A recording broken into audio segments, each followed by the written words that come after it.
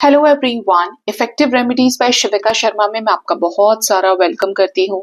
I hope आप सब लोग बहुत ही शानदार होंगे, अपनी वाइब्रेशंस को रेज कर रहे होंगे, सभी का बहुत बहुत अच्छा सोच रहे होंगे और अपने साथ भी सब कुछ अच्छा अच्छा कर रहे होंगे, क्रिएट कर रहे होंगे, मैनिफेस्ट कर रहे होंगे। सो गाइज, आइए देखते हैं आपके लिए डिवाइन की तरफ से गाइडेंस क्या है, आप क्या बहुत जल्द प्राप्त कर सकते हैं, क्या इंपॉर्टेंट आपकी लाइफ में घटित होने वाला है। ठीक है, और मैं यूज करने वाली हूँ ये टी लीफ डेक, जिससे हम जानेंगे आपके लिए ओवरऑल गाइडेंस जो स्पिरिट्स के द्वारा गाइडेड होगा। याद रखें, ये रीडिंग जनरल, कलेक्टिव, टाइमलेस है, तो जब भी ये रीडिंग आपके सामने आएगी आपको इससे कोई ना कोई मैसेज या गाइडेंस जरूर मिलेगी। ठीक है, आपके लाइफ से रिलेटेड। अगर मुझे टाइम फ्रेम चैनल होता है तो मैं आपको वो भी बताऊंगी। ठीक, हे यूनिवर्स, मुझे प्लीज बताइए मेरे व्यूअर्स के लिए ओवरऑल गाइडेंस उनके लिए क्या है, क्या कुछ इंपॉर्टेंट मेजर इवेंट्स उनके लाइफ में हो सकते हैं, क्या है डिवाइन की गाइडेंस उनके ओवरऑल लाइफ से रिलेटेड। फर्स्ट है यहाँ पर ओल्डर मैन, डीलिंग्स और relationship with an older man. आपको यूनिवर्स ये गाइड कर रहे हैं कि हो सकता है कि आप करंट में किसी ऐसे व्यक्ति से डील कर रहे हैं, आपका कोई रिश्ता, कोई रिलेशनशिप है जिसमें आपके पार्टनर की, स्पेशली किसी आदमी की जो एज है वो आपसे बड़ी है, ओल्डर मैन की एनर्जी है। अब ये कोई सीनियर सिटीजन एज के हो सकते हैं, ओल्ड एज, या फिर ये कोई कम उम्र के बट आपसे बड़े होंगे। ठीक है, ओल्डर मैन की एनर्जी है तो ज्यादातर केसेस में ये किसी वृद्ध व्यक्ति की एनर्जी है, या पॉसिबल है कि आने वाले समय में आपको डील करना पड़े ऐसे किसी व्यक्ति से, ठीक है, जिनसे आपको जिंदगी में कुछ सीखने को या एक्सपीरियंसेस या कुछ लेसन्स मिल सकते हैं। ठीक है, next we have the energy of mountain road. You are on the road to success. आपको ऐसा लग रहा है अगर वर्तमान में कि मेरी जिंदगी में बहुत संघर्ष है, कुछ नहीं होना है, मैं बेशक इतना परेशान हूं, मैं अपने मन को कितना ही समझा लूं, हो ही नहीं सकता है, जब पहले कभी कुछ नहीं बदला तो अब क्या बदलेगा। तो देखिए, ऐसा नहीं होता है कि हर चीज ही आपने खराब देखी होगी, या आपके कुछ भी करने से कभी कुछ नहीं किया होगा, या कहीं कुछ नहीं हुआ होगा। जब मनुष्य को कर्म करने के लिए कहा ही और आप कर्म कर रहे हैं तो definitely you will get something. ठीक है, अब ये आपके एफर्ट्स के ऊपर डिपेंड करता है, आपकी डेस्टिनी के ऊपर भी, कि आप कब कितना और क्या प्राप्त करेंगे। आप ऑलमोस्ट अपनी जिंदगी में सफलता के शिखर पर पहुंचने वाले हैं, आप उस रास्ते में हैं, उस रोड पे हैं जहां पे आपको सक्सेस मिलेगी ही मिलेगी। आपसे यूनिवर्स इसीलिए लीग से हटकर कर्म करवा रहे हैं जिससे आपको सक्सेस मिल पाए और आपका जो पुराना थॉट प्रोसेस था वो रिलीज हो पाए। अल्टीमेटली क्यों रिलीज हो? जिससे आप उन चीजों को समझें जो लाइफ का एक दूसरा हिस्सा है, जो सिक्के का दूसरा पहलू है। अगर आप सिर्फ जड़ों से जुड़े हुए थे, लोग ये कहते हैं, वो कहते हैं, इस तरीके से होता है, अगर यही थॉट प्रोसेस था तो स्पिरिचुअल अवेकनिंग इस चिड़िया का नाम नहीं है। स्पिरिचुअल अवेकनिंग तो वो जहाँ पे आप अपने ज्ञान से, अपने स्पिरिचुअल नॉलेज, विजडम से नए डोर्स को ओपन करते हैं, और जो लोग ओपन कर रहे हैं they are already on the road to success. बहुत जल्द आपको कामयाबी मिलने वाली है। ठीक है, अब ये कामयाबी आपके लव लाइफ में हो सकती है, ये कामयाबी आपके करियर में हो सकती है, जहां पर भी यूनिवर्स ने आपको आत्मा से ट्रिगर किया है। ठीक है, आपकी सोल को, आपकी सोल की जो गिफ्ट्स हैं उनको अनलॉक करने के लिए। चोट जितनी गहरी होगी, घाव जितना गहरा होगा, उतना ही खूबसूरत रिजल्ट होगा। आप ये सोचिए। नेक्स्ट है T pot, deep friendship with someone of the same sex. आपको ये कहा जा रहा है कि हो सकता है कि आप किसी ऐसे व्यक्ति के साथ फ्रेंडशिप में हैं जो बिल्कुल आपके ही सेम जेंडर से हो, या तो दो मेल्स की एनर्जी है, दो फीमेल्स की एनर्जी है। मतलब आपकी जिंदगी में ऐसा कोई व्यक्ति तो जरूर है जिसके साथ आपकी बहुत गहरी दोस्ती है। दोस्ती में भी आप हमेशा ये ध्यान रखिए कि अगला बंदा, ठीक है, एक दोस्ती होती है कि आप दोस्त मानते हैं किसी को, एक दोस्ती होती है कि कोई सामने वाला व्यक्ति आपको दोस्त मान रहा है। एक दोस्ती थी भगवान श्री कृष्ण के सुदामा के साथ में। जितना लाइफ के एक्सपीरियंसेस से मैं समझी हूँ, 3D में होकर और अब 3D में होकर भी ना होकर, तो एक चीज समझ में आई कि जिस इंसान के साथ आपकी वाइब मैच होती है, ठीक है, आप उसी लेवल के गिवर हैं, आपका वही थॉट प्रोसेस है, वही आपके अंदर सच्चाई है, ईमानदारी है, तो आप ऐसे ही सोल्स को अट्रैक्ट करते हैं, बजाय उसके कि भाई अगले बंदे के पास बहुत पैसा है या इससे मुझे ये सीखने को मिलेगा तो चलो लेट्स डू अ फ्रेंडशिप। ठीक है, ये सब चीजें मटेरियलिस्टिक वर्ल्ड में चल जाएंगी, डीप फ्रेंडशिप उसे भी कहेंगे, डीप फ्रेंडशिप उसे भी। लेकिन अगर स्पिरिचुअल होने के बाद आप दोस्ती किसी से कर रहे हो तो that can be a soulmate partner. ठीक है, क्योंकि स्पिरिचुअल होने के बाद में आप स्पिरिचुअल सोल्स को अट्रैक्ट कर लेते हो जो सही होते हैं। ठीक है, अब ऐसे में डीप फ्रेंडशिप होगी तो लॉन्ग लास्टिंग रहेगी। ऑब्वियस सी बात है, कोई और दिव्य ज्ञान को जानता है, आप जानते हैं, तो सही पटेगी। जो मटेरियलिस्टिक है वहां पर चीजें क्या फिक्स है, अगले इंसान ने आपके फेवर में नहीं बोला चीजें खराब हो गई, कम पैसा दिया या कम आपको प्राप्त हुआ या वो प्राप्ति नहीं हुआ जिसकी वजह से आपने दोस्ती की थी तो फ्रेंडशिप खत्म हो गई। तो किसी के साथ आपकी गहरी दोस्ती है जो आपके ही सेम जेंडर का है। ठीक है, तो आपको कहा जा रहा है कि वाइब्स को देखें, चेक करें अच्छे से।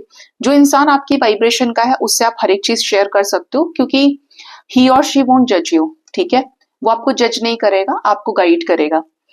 और जो इंसान के साथ सिर्फ नामी दोस्ती है, जैसे आप अपना गहरा मित्र समझ रहे हो, वहां पर चीजों को सोच समझ के आपको शेयर करना चाहिए। ठीक, next we have the energy of stork, news of a birth और अ न्यू बिजनेस अपॉर्चुनिटी। बहुत ही जल्द आपको कोई ऐसी खबर मिल सकती है जो किसी के जन्म से रिलेटेड हो, किसी सिचुएशन के जन्म लेने से, बहुत ही गुड और पॉजिटिव सेंस में है ये। और कोई बिजनेस अपॉर्चुनिटी आपको मिल सकती है, किसी के साथ बिजनेस करने के लिए, पार्टनरशिप करने के लिए आपको कोई ऑफर मिल सकता है, या आप खुद से शुरू करें। बट ये कोई अपॉर्चुनिटी है जो आपकी तरफ आ रही है और काफी समय से आपके ही लाइफ में मौजूद भी थी। लाइटनिंग, कंट्रोल योर एंगर और यू विल बी सॉरी। आप में से कुछ लोग ऐसे हो सकते हैं जो बहुत इस समय पे ऐसे हो रखे हैं कि बहुत आक्रोश है आपके अंदर, जबरदस्त बदले की भावना है, बहुत ज्यादा अग्रेशन है। आप मतलब जैसे गुस्से में अब आपको बोलते ना, नो मीन्स नो, मुझे नहीं चाहिए तो नहीं चाहिए, मैं उसे माफ नहीं कर सकता हूँ, नहीं कर सकती हूँ तो हरगिज नहीं करूंगी या करूंगा। तो देखिए, आपको कहा जा रहा है डिवाइन की तरफ से कि अपने गुस्से पर काबू कीजिए, otherwise you will be sorry. आपको ऐसा फील होगा आगे जाके कि आपको रिग्रेट करना पड़ रहा है या आपको किसी से माफी मांगनी पड़े, या बाद में आपको ऐसा फील हो कि यार मैंने बेकार में इतनी नाराजगी रखी, क्या फायदा था ये सबका, मैं शांत हो सकता था, शांत हो सकती थी। क्योंकि गुस्से में आप अपना विवेक नष्ट कर लेते हैं। जब आप और चीजों को लेकर, ये तो बहुत शुद्ध हिंदी हो गई, आप पहले ही हाइपर हो गए। ठीक है, इतने हाइपर हो गए कि आपकी बुद्धि क्षीण होती चली गई, आपको पता ही नहीं है कि आप सही गलत क्या है, बस गुस्सा है। हाथ में खाना है तो खाना फेंक दिया, इतना गुस्सा है। लेकिन वास्तव में खाना नष्ट कर रहे हैं, अपनी मील को नष्ट कर रहे हैं, अपनी डाइट को खत्म कर रहे हैं। तो सीधा सीधा आप किसको बुला रहे हैं? डिप्रेशन को, एंजाइटी को। तो गुस्से में रहकर आपको किसी भी तरीके के डिसीजन को लेने से भी बचना चाहिए, और गुस्सा करने से पहले जितनी दफा हो सके उतनी दफा इग्नोर करें। अच्छी चीज पर आप एक्शन, किसी नेक काम के लिए, किसी का भला करना है, तुरंत एक्शन लीजिए, उसमें कोई लापरवाही नहीं, उसमें कोई देरी ना हो। लेकिन किसी का बुरा करना चाह रहे हैं, किसी को बुरा बोलना चाह रहे हैं या किसी को सुनाना चाह रहे हैं, भड़ास निकालना चाहते हैं, तो कंट्रोल कीजिए। 100 बार भी कंट्रोल करना पड़े तो आप कीजिए, क्योंकि हो सकता है कि आगे जाकर परिस्थितियां बदलें, क्योंकि ये भावनाएं हैं, ये समय है जो प्रतिपल बदलता है। ठीक है, और आपने कुछ ऐसे परमानेंट चीजें बोल दी या कर दी तो चीजें फिर आपके ही द्वारा आप ही को रिमाइंड कराई जाएंगी कि तूने ऐसा बोला तो अब ऐसा कैसे हो सकता है, अब तुम उसके पास क्यों चले जाओ जब तुमने ही बोल के सब खत्म किया है। तो जब परिस्थितियां बदल जाती हैं तो आप चाहकर भी या सामने वाला चीजों को नहीं बुला पाता है। तो इसीलिए गुस्सा करने से पहले अपने गुस्से पर काबू रखें और डिवाइन के प्रति ज्यादा समर्पित रहेंगे तो आपको ये गुस्सा आएगा नहीं। ये सारी चीजें 3D मैट्रिक्स की हैं, गुस्सा आना, लालच करना, मोह करना, फिर दुखी हो जाना, ब्रेकअप, सेपरेशन किसमें, संसार में ही हो रहा है ना। तो आपको इन चीजों से ऊपर उठकर डिवाइन के साथ जुड़ना है। जितना आपका ध्यान डिवाइन की तरफ होगा, आप ऐसे समझिए एक क्लास में सभी तरह की कैटेगरी के स्टूडेंट्स होते हैं, टीचर सबको समान पढ़ाते हैं। अब बाद में आप कितना ही बोलेंगे टीचर ने पार्शियलिटी की थी, ये किया था, वो किया था। एक बंदा आगे बैठा है जो टॉप स्टूडेंट है, फर्स्ट रो में, सेकंड पे भी कोई है, थर्ड पे भी है, कोई मीडियम पे बैठे हैं, कोई लास्ट में भी है। ठीक है, अब जो आगे वाला बच्चा है वो सब सुन रहा है, या कोई उनमें से 100 की स्ट्रेंथ में, 50 की स्ट्रेंथ में कोई एक है जो टीचर का फेवरेट हो सकता है उसके हाई पढ़ाई की स्किल्स की वजह से, आईक्यू की वजह से, लेकिन उसका ध्यान किस पे है? उस ज्ञान को लेने पर है, टीचर के साथ जो कनेक्शन है। इधर पे टीचर इज गॉड और स्टूडेंट इज यू, ठीक है। आपका जो डायरेक्ट कनेक्शन जब ज्ञान से बनेगा तो कौन क्या कह रहा है, क्या नहीं कह रहा, कब क्या होगा, कैसे होगा, टीचर की बुराई हो रही है, अच्छा हो रही है, या क्लास में ये आता है वो नहीं आता, आपको ध्यान नहीं रहेगा इन चीजों का, आप लेट गो करना सीख जाएंगे। जब आपने इन्फिनिटी से कनेक्शन बनाया, यानी आपने डिवाइन से कनेक्शन बनाया, तो आप और चीजों को ब्लर कर जाएंगे, क्योंकि वो चीजें क्या है, टेम्परेरी है। वैसे भी आप जितना बिताएंगे उतना ज्यादा आपकी स्ट्रेंथ बढ़ेगी, आपकी एनर्जी बढ़ेगी, ठीक है। तो ऑटोमेटिकली आप अपनी बैड क्वालिटीज को खत्म करेंगे।